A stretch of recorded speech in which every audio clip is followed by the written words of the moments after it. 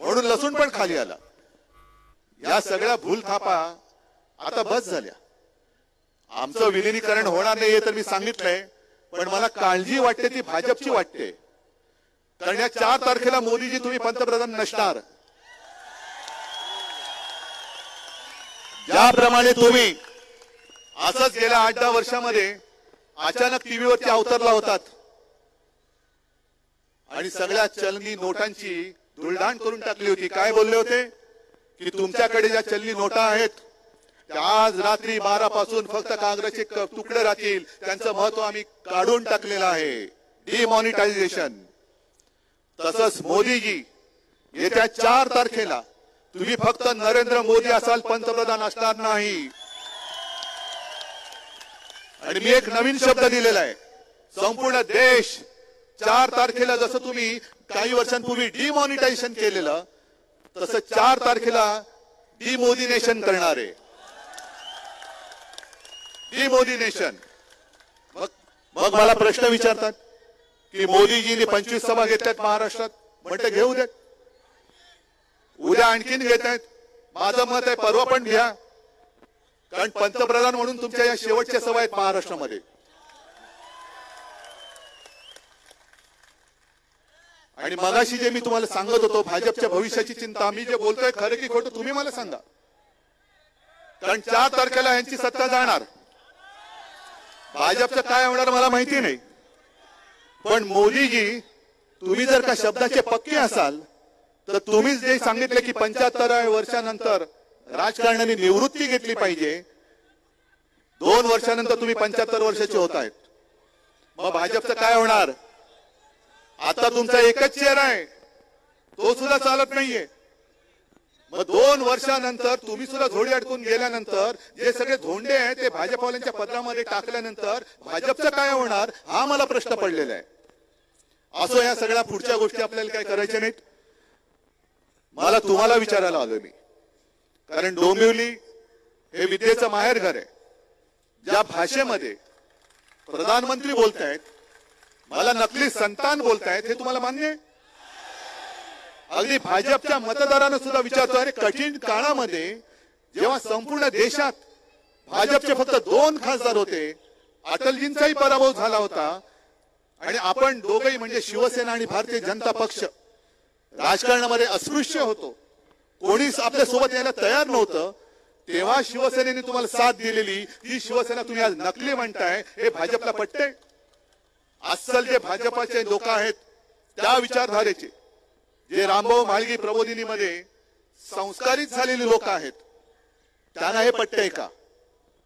आज अनेक अशी कुटुंब आहेत, मला माहितीये, मला भेटत असतात, माझ्याशी बोलत असतात आणि मला सांगत असतात की उद्धव जे चालले बरोबर नाहीये, आम्ही कोणत्या दिशेने चाललोय आम्हाला कळत नाहीये, हे असं व्हायला नको होतं।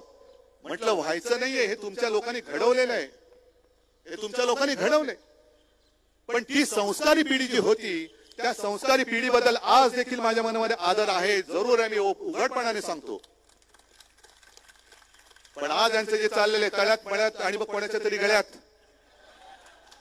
म्हणजे एकदा मला नकली संतान बोलायचं, दुसऱ्या दिवशी मला डोळा मारायचा, तिसऱ्या दिवशी परत नकली सेना बोलायचं। म्हणजे त्यांना काय, मी तर प्रामाणिकपणाने सांगतो, मी माणुसकी सोडलेली नाही आणि मी कोणताही टोमणा मारत नाही, पण 10 वर्ष या माणसाने कधी झोपच घेतलेली नाहीये। आपण 2 दिवस नाही झोपलं तर मेंदूला झिंजेने येतात, हे तर 10 वर्ष नाही झोपले, काय परिस्थिती झाली असेल। आणि भाजपला, आत्ताच्या भाजपला सांगतो की तुम्ही एवढे निर्दयी होऊ नका, थोडं त्यांना आराम करू द्या। आता त्यांच्या भाषणामध्ये काल आज उद्या काय कळत नाही, म्हणून मी या सरकारला मोदी सरकार नाही बोलत, गजनी सरकार बोलतो। या गजनी सरकारच्या हातात उद्या तुम्ही देश देणार आहात, कारण उद्या कदाचित विसरून जातील, अरे तुम्ही मतदार देशाचे आहात, मला वाटलं पाकिस्तानचे आहात। म्हणजे देवेंद्र फडणवीस त्यांना आम्ही जे काय आता बोलतोय,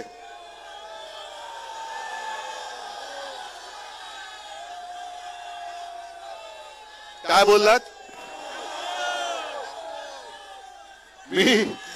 मी अक्षय कुमारला एक सांगतोय की अक्षय कुमारजी, तुम्ही प्रधानमंत्र्यांचा परत 4 तारखेच्या आत इंटरव्ह्यू घ्या आणि आंबा कसा खायचा विचारलं तसं टरबूज कसं खायचं विचारा। पण 4 तारखेच्या आत घ्या, कारण टरबूजचा भाव जो आहे तो त्याच्यानंतर उतरणार आहे. आता तर नाहीच आहे.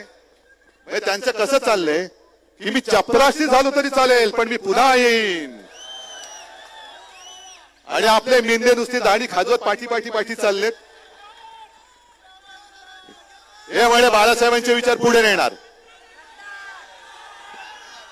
महाराष्ट्र तुमच्या डोळ्यात एकच लुटला जातोय, तरी मिंदे तुम्ही दिल्लीश्वराची चाकरी करताय. हे बाळासाहेबांचे विचार आहेत.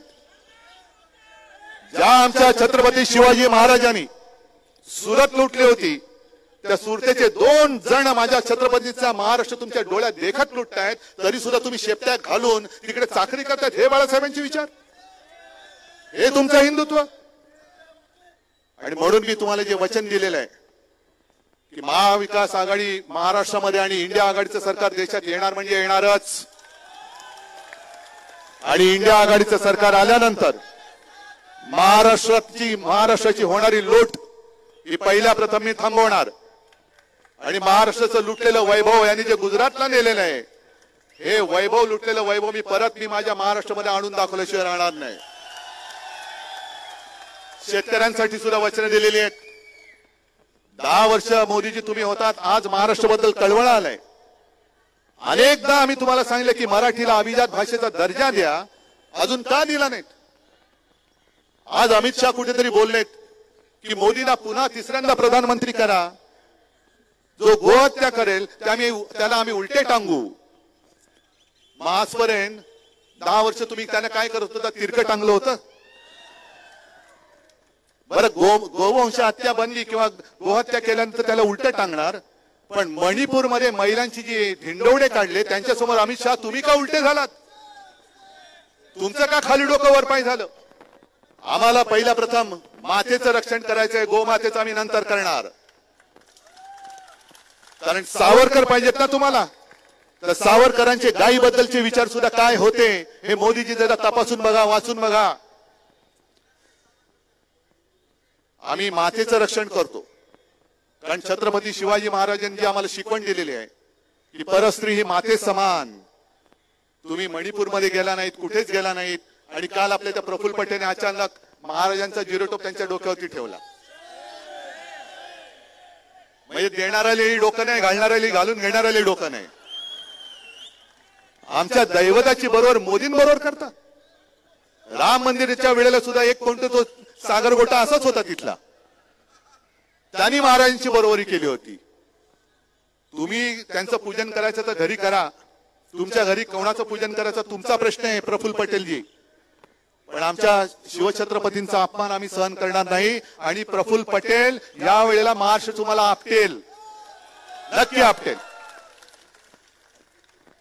बघा, हिंमत दाखवल्यानंतर पाऊस पण थांबला की नाही. हे संकटाला घाबरायचं नसतं कधी. संकट जे माझे आजोबा सांगायचे की अरे संकटाच्या छाताडावरती चालून जाण्याची हिंमत पाहिजे, त्या हिमतीने मी मैदानात उतरलेलो आहे.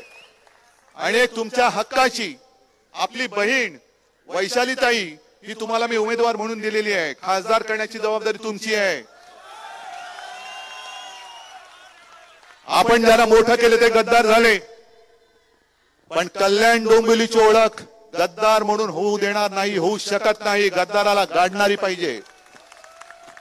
आणि म्हणूनच 20 तारखेला आपली निशाणी काय? कारण भाजपचा आणखीन एक डाव बघा कसा आहे. यांच्याकडे कोणी उमेदवार नाहीत.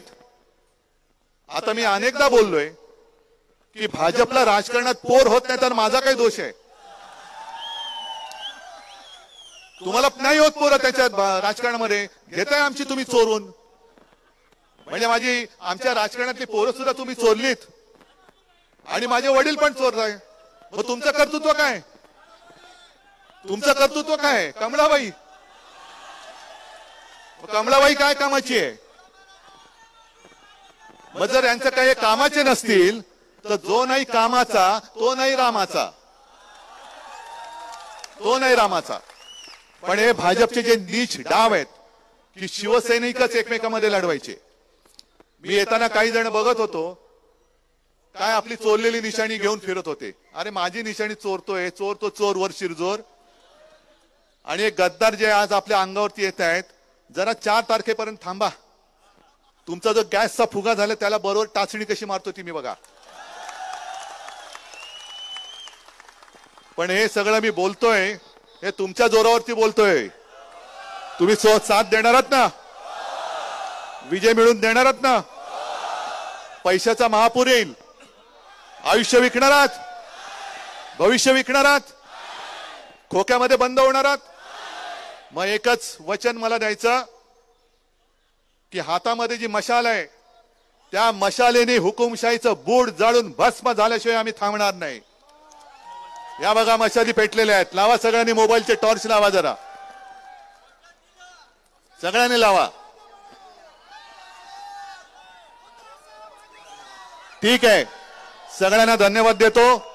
आणि वैशालीताई, आता तुमची जबाबदारी आहे. गद्दाराच्या विरुद्ध मला निसट्टा विजय नकोय.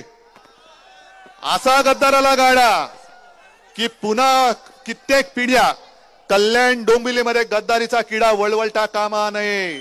जय हिंद, जय महाराष्ट्र.